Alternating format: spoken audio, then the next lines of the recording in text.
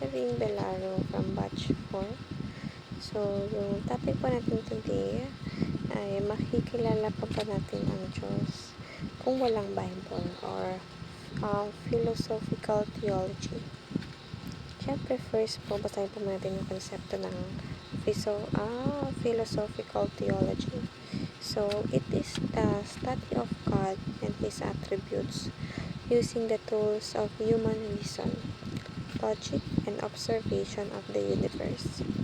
It asks deep questions like the nature of time, existence, morality, and causality. And it seeks to show how this lead to a rational belief in God. While reason is a gift from God, it is limited and must submit to Scripture. Philosophical theology can support faith, but it cannot replace divine revelation. It helps us to see that faith is not blind, and that the God of the Bible is both rationally credible and gloriously transcendent. So, dito po, ang naiintindihan ko dito sa topic ni Pastor Russell today po ay hindi man natin siya physically nakikita, but sobrang powerful po nung faith na pinaghahawakan natin na nag-exist talaga siya. Na kahit hindi natin siya nararamdaman physically, pero spiritually and emotionally, ay talaga namang pinagpapala tayo ng Panginoon sa life natin. Kahit ito nga kasi mas nagkakaroon ng importance or ng importansya yung faith dahil even though hindi natin siya nakikita, nakakasama, physically nakahawakan, pero si Lord sobrang active niya sa atin all the time, minuto, segundo, oras yan, talagang kasama natin at nararamdaman natin yung presensya niya. So, hindi man siya active physically, pero yung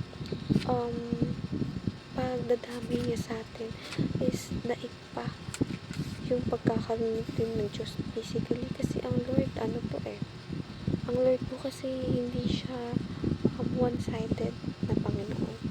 Ang Lord talagang pagproteksyonan tayo in all ways na kaya niya, at nakikita niya yung mga bagay na